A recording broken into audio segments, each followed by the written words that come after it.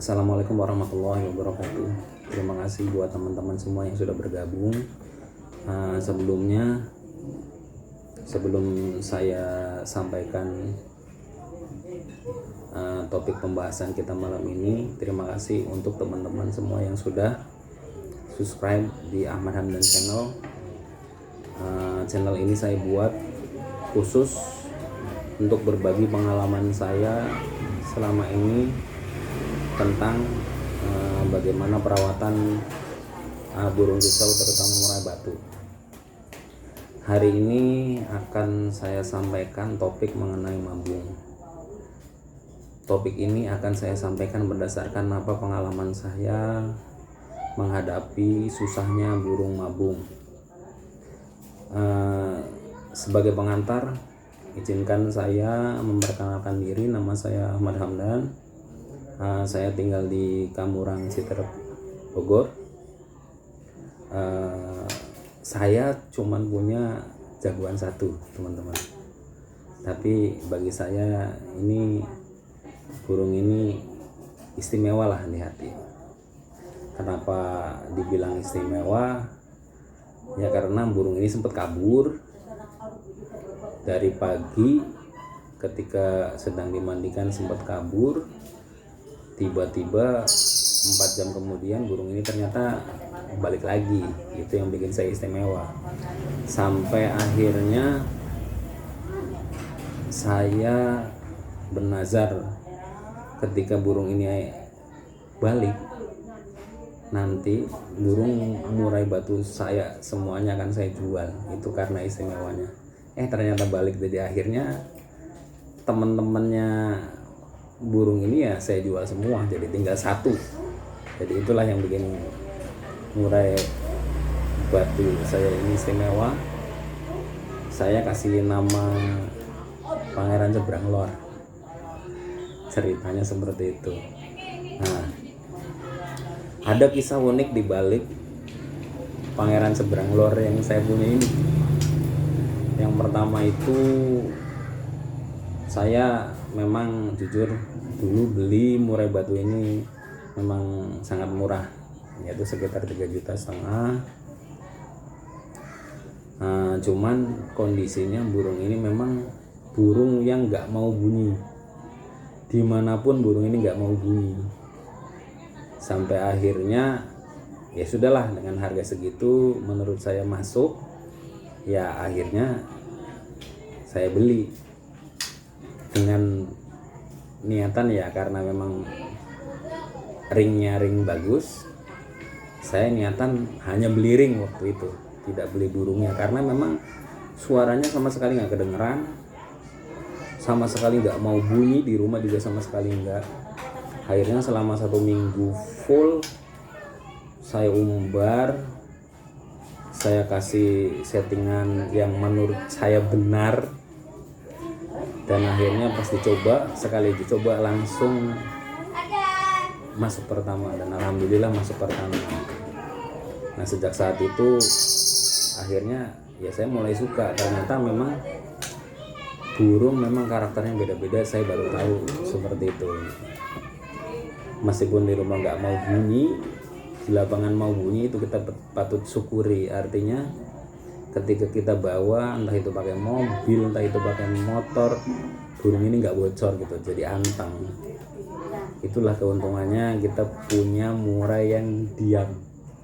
Jadi kita syukurin aja, meskipun di rumah tuh nggak mau bunyi, kita nggak bisa menikmati, tapi di lapangan tenaga dia tersimpan gitu. Nah, ketika baru turun pertama, burung ini sempat masuk dapat konser pertama.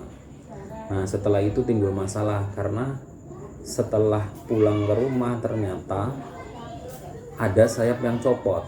Ceritanya teman-teman, ada sayap yang copot. Hari pertama copot 2, dan hari kedua itu copot 2 lagi. Jadi artinya sudah copot 4. Kondisi burung ini, bulunya adalah bulu tua. Dari ujung paruh sampai ujung ekor itu bulunya bulu tua. Memang kalau dilihat memang sudah waktunya mabung atau molting.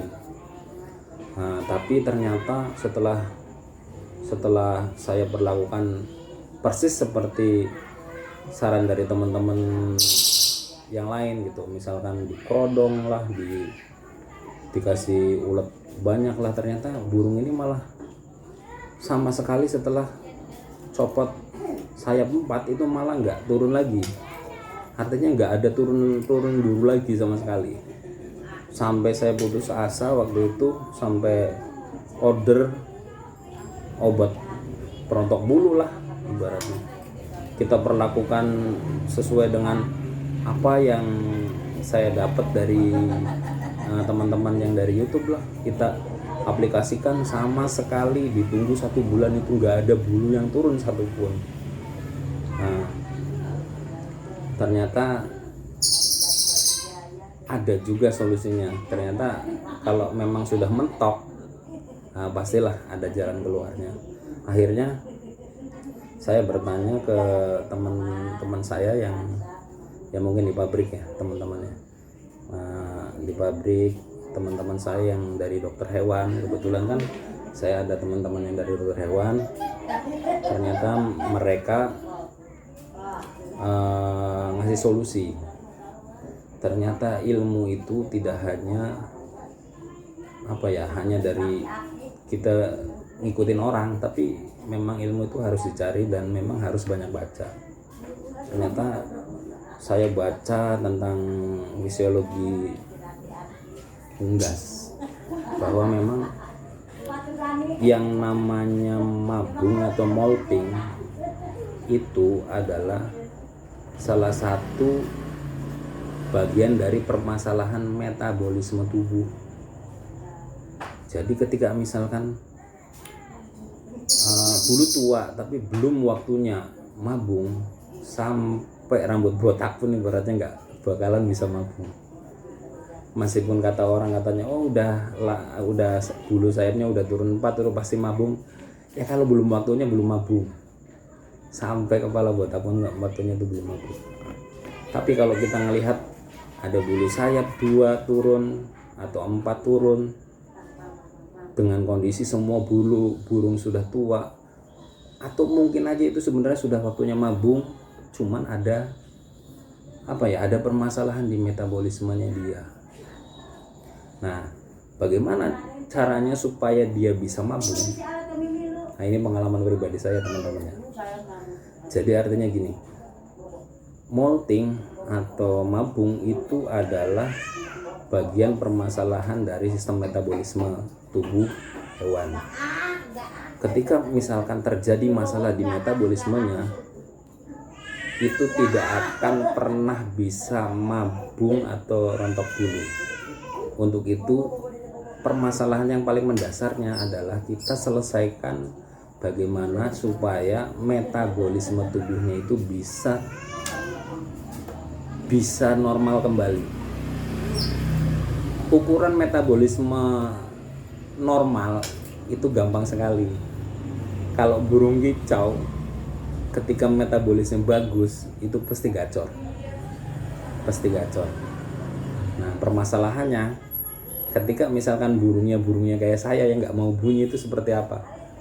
Ternyata saya baca pun burung yang nggak mau bunyi sama sekali itu sebenarnya ada gangguan di metabolismenya. Makanya kadang kalau kita pikir itu bakal akan sering terjadi masalah di proses mabungnya dengan burung-burung yang tidak gacor ini. Ya, itu solusinya. Jadi solusi yang paling mendasar untuk memabungkan burung yang gagal mabung itu adalah menyelesaikan masalah metabolismenya supaya bisa normal kembali.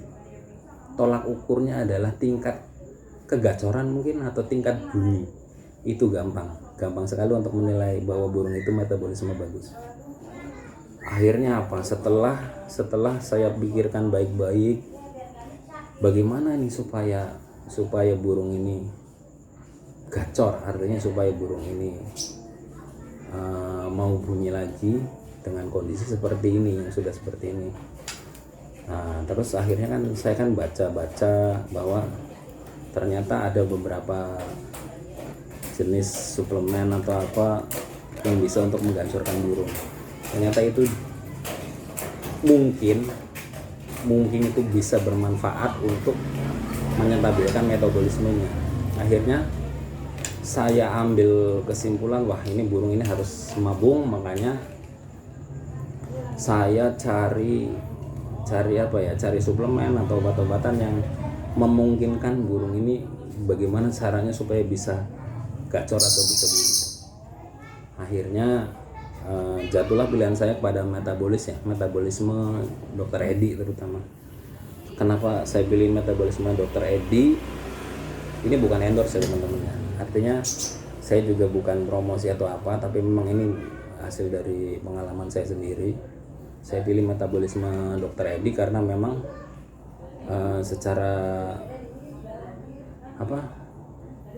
secara pengetahuan ya orang juga udah tahu lah, Dr. Edi itu dokter hewan yang lumayan lah untuk di dunia perburungan,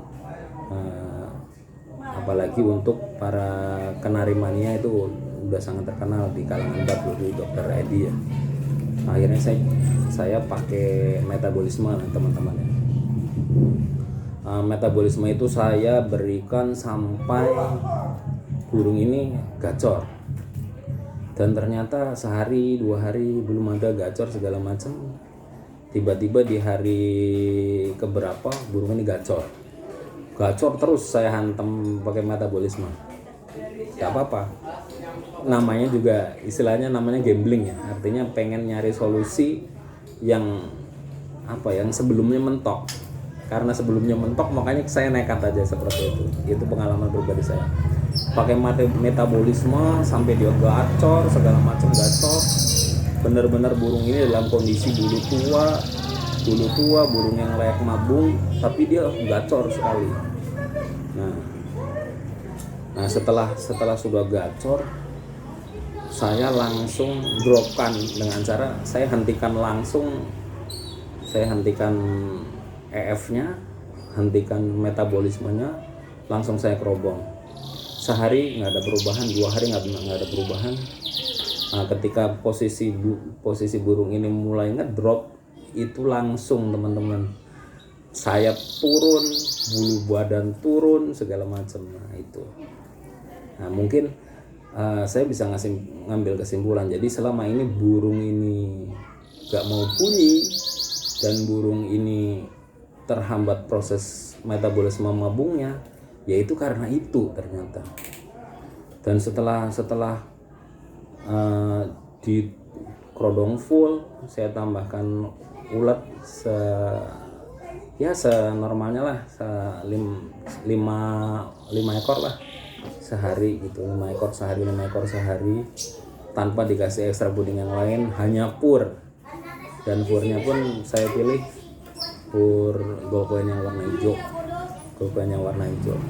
Nah itu ternyata dengan perlakuan menggacorkan, habis itu berhenti mendadak ekstra fooding, dan berhenti mendadak metabolisme sama berhenti mendadak ekstra foodingnya, di kerodong full, dikasih ulet. Ternyata yang sekian lama saya mengharapkan burung ini mabung, ternyata mabung total teman-teman, alhamdulillah. Tapi jangan kaget ketika misalkan proses mabung yang berjalan alami, itu sebenarnya proses mabung yang memang akan menyisakan sebagian bulu-bulunya. Karena apa? Karena namanya burung ya, di alam liar sana mungkin ketika dia dalam proses mabung itu kan proses dimana tubuhnya akan merana. Artinya bagaimana caranya supaya dia bertahan hidup dengan kondisi metabolisme yang mau nggak mau dia harus rasakan. Di samping itu dia juga harus bisa bertahan dari hewan pemangsa. Jadi nggak mungkin juga gitu ketika misalkan di alam liar sana ada burung mabung itu langsung gundul, itu nggak mungkin. pasti dia akan menyisahkan. Misalkan taruhlah burung murai, dia akan melepaskan sayapnya bareng beberapa helai. Nah, dia setelah beberapa helai akan rontok, dia akan merontokkan bulu badannya dulu, dan bulu yang hitam dari atas kepala sampai ininya dulu. Karena apa teman-teman? Karena di alam sana itu untuk bulu sayap itu adalah bulu yang sangat penting buat mereka mempertahankan diri. Jadi nggak mungkin juga langsung sayap itu langsung protol semua. Kalau di alam sana itu burung sayapnya protol semua, ya sudah habis sama hewan pemangsa, bisa sama tikus, bisa sama yang lain gitu. Jadi yang dikatakan ambrol total itu mungkin bulu dadanya yang warnanya coklat, atau dari bulu kepala sampai bulu putih yang ada di punggung. Setelah itu udah agak tumbuhan dikit, barulah ekor satu persatu gitu. Jadi biasanya sayap itu dia akan tumbuh seiring dengan ekor juga ada sebagian yang copot. Nah seperti itu. Jadi memang itu nggak usah dipikirkan. Itu bukan namanya bukan mabung nggak tuntas. Tuntasnya nanti memang butuh proses. Jadi artinya ketika sudah agak panjangan sedikit, yang lain copot, yang lain akan tumbuh. Nah itu seperti itu. Memang itu mabung normal seperti itu. Karena memang ya secara alamiah namanya hewan itu pasti akan butuh perlindungan diri terhadap mangsanya gitu. Jadi seperti itu. Nah terus gak kalah pentingnya juga ketika misalkan kita sudah artinya bulu dadanya sudah tumbuh, bulu punggung sudah tumbuh, bulu yang hitam dari ujung kepala sampai ujung punggung sudah tumbuh. Nah itu kan ada proses pemanjangan ekor. Nah kalau yang saya lakuin sih ketika mulai ekor panjang itu biasanya memang burung itu nggak saya kerobong lagi. Artinya biar dia tumbuh ekor itu secara alami, tapi saya sedikit dipantang untuk jemur atau mandinya. Ya, mohon maaf ya teman-teman ya, karena memang saya tinggal di kontrakan ini, jadi memang agak sedikit berisik. Nah mungkin itulah teman-teman. Jadi setelah dorong ekor itu baru kita genjot jangkriknya biar cepat ekornya itu tumbuh dengan bagus dan sempurna. Artinya memacu pertumbuhan bulu ekor itu ya memang memerlukan jangkrik yang lebih. Artinya saya tidak mematok jangkriknya itu nanti dikasih berapa, dikasih 7 atau dikasih 5, pokoknya sekenyangnya. Kalau saya sekenyangnya, karena apa? Karena saya pengen ekornya itu cepat panjang gitu. Kalau bisa sih lebih panjang dari sebelum dia mabung. Nah,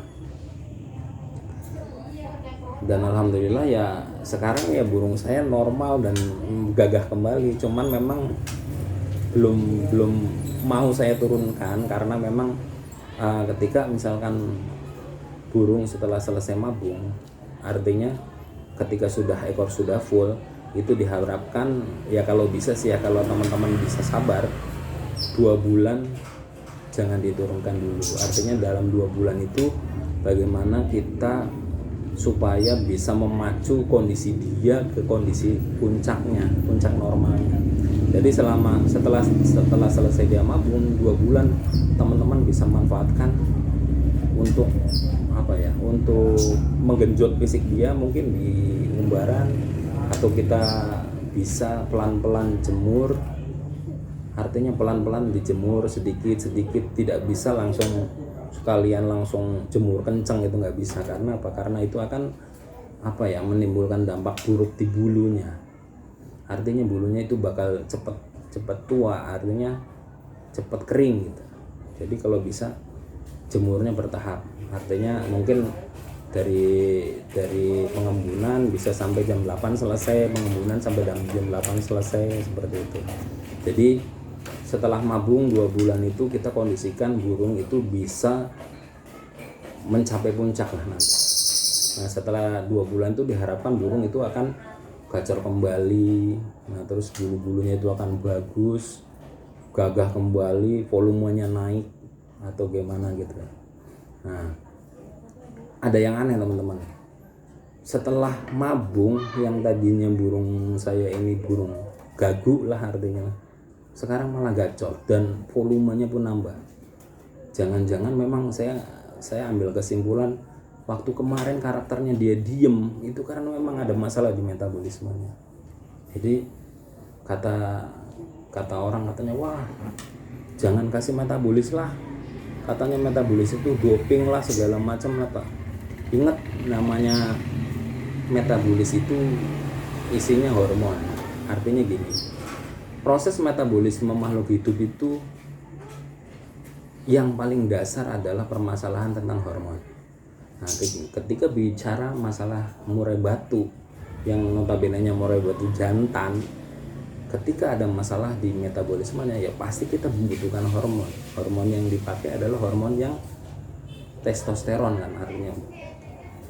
Kenapa hormonnya hormon testosteron? Karena memang ya testosteron adalah hormon untuk penunjang kejantanan, artinya kejantanan burung itu hormon itulah yang membangkitkan gitu.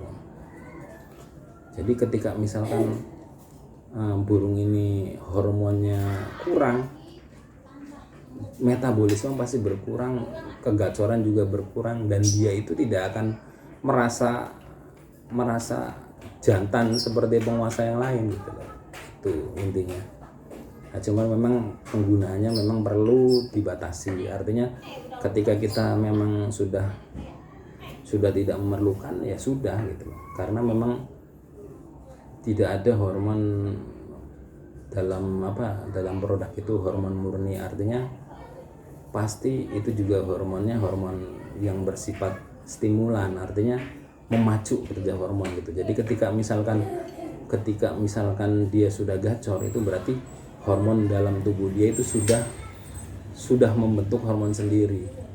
Jadi kita tidak membutuhkan produk-produk stimulan lagi kayak metabolisme atau apa.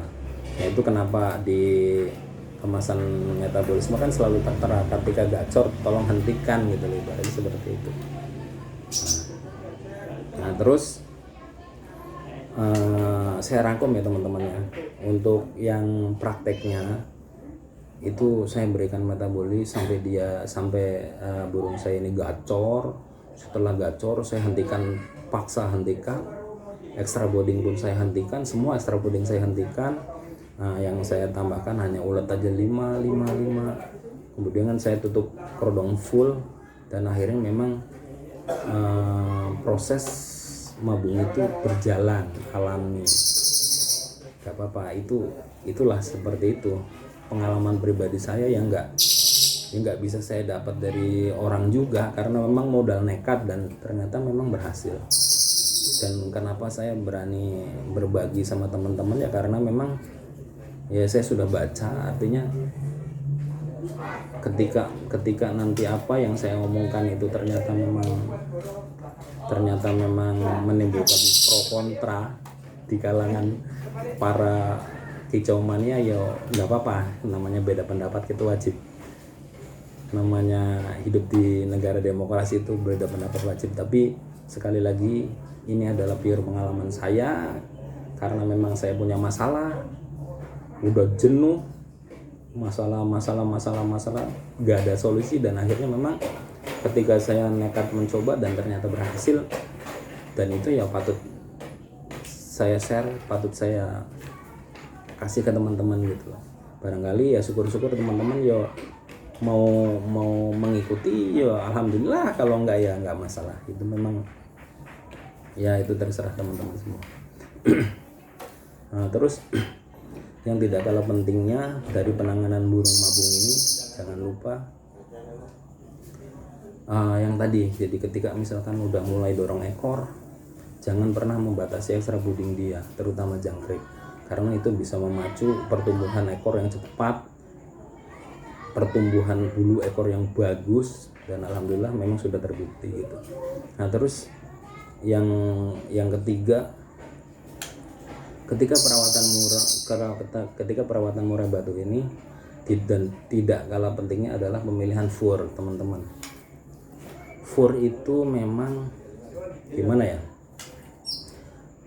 Dulu pernah saya dengar dari YouTube-nya, channelnya Bang Boy BNR, bahwa jangan sampai salah memilih fur. Itu memang benar teman-teman. Saya sudah buktikan sendiri. Pilihlah fur yang berasal dari pabrikan yang sudah, ibaratnya pabrikan yang sudah settle ya, artinya pabrikan yang sudah memang benar-benar pabrik. Kenapa saya bilang pilihlah fur yang berasal dari pabrik? Karena saya orang pabrik. Jadi di pabrik itu sudah lengkap, artinya ada R&D, ada QC, ada bagian penerimaan barang, penerimaan bahan baku. Mereka itu sudah punya standar, artinya ketika bahan baku itu tidak memenuhi standar, mereka akan reject, tidak akan memakai. Jadi ada satu keuntungan ketika kita memakai produk pur dari pabrikan yang besar misalkan gitu. Jadi antara pur tahun kapan ke pur tahun kapan itu pasti kualitasnya sama, karena mereka punya standar. Lain ceritanya ketika misalkan kita pakai pur yang produk rumahan. Oke, misalkan gini, di waktu peracikannya mungkin ada standar, misalkan pemakaian tepung ikan sekian persen, pemakaian tepung daging sekian persen, pemakaian jagung sekian persen. Nah tapi kalau untuk produk-produk rumahan itu dia tidak bisa sampai pengecekan bahan bakunya. Artinya gini, jagung produk dari daerah ini dibandingkan dengan jagung dengan produk daerah ini pasti nutrisinya beda. Nah kalau skala perusahaan itu pasti dicek sampai ke situnya. Jadi ketika pakan itu diramu, itu dari dulu sampai hari ini ya ada kemungkinan pakan itu stabil sama. Jadi itu akan mempermudah penyetingan murai batu kita gitu. Lain ceritanya nih ketika kita pakai produk fur rumahan atau fur ya skala rumahan lah. Orang bisa punya alat bikin pur, asal bikin pur, pernah punya pengalaman bikin pur gitu. Tapi dia tidak melihat bahwa bahan bakunya itu ada perubahan apa enggak gitu. Vitaminnya, misalkan vitaminnya dari ini dosisnya sekian, itu berubah apa enggak. Nah itu saya tidak bisa menjamin kalau produk rumahan itu bisa stabil. Terus gini teman-teman, jadi pakailah produk fur yang memang buatan pabrik kita lah, khususnya Indonesia lah. Ya bisa lah teman-teman, misalkan kayak ngikutin punya saya, mungkin kalau berminat kayak gold coin hijau. Gold coin itu kan terkenal memang perusahaan besar yang memproduksi pur, jadi kemungkinan ya produknya stabil dari sekarang atau 2 tahun yang akan datang, ya produknya kemungkinan sama gitu. Jadi seperti itu. Jadi pemilihan pur itu akan menentukan kestabilan murai batu teman-teman juga nantinya. Tadi sudah proses mabungnya, bagaimana pengalaman proses mabung dari burung saya. Terus yang kedua tadi memang pemberian extra fooding yang tidak dibatasi waktu dorong ekor. Yang ketiga pemilihan jenis pur yang memungkinkan burung teman-teman itu bisa stabil. Nah, mungkin hanya segitu teman-teman yang bisa saya sampaikan. Sekali lagi, apa yang saya sampaikan adalah pengalaman pribadi saya. Boleh teman-teman bisa aplikasikan, ataupun boleh teman-teman juga enggak mengindahkan gitu, gak apa-apa. Karena memang yang namanya berbagi itu ya wajib buat kita. Karena apa? Karena namanya orang yang apa ya, manusia semestinya harus bisa bermanfaat buat orang lain gitu, berbagi ilmu, walaupun ya sekecil apapun, insya Allah itu akan bisa berkah buat kehidupan kita. Nah, sekali lagi teman-teman, barangkali teman-teman bisa bantu subscribe ya, saya ucapkan terima kasih atas subscribe-nya. Mudah-mudahan ke depan saya bisa memberikan pengalaman yang sudah saya alami dalam merawat murai batu ini. Mudah-mudahan teman-teman juga selalu diberikan kesehatan di keadaan pandemi seperti ini. Semoga teman-teman dan keluarga diberikan keberkahan hidup, keberkahan kesehatan, dan tidak kekurangan suatu apapun. Terima kasih. Billahi taufiq wal hidayah. Wassalamualaikum warahmatullahi wabarakatuh.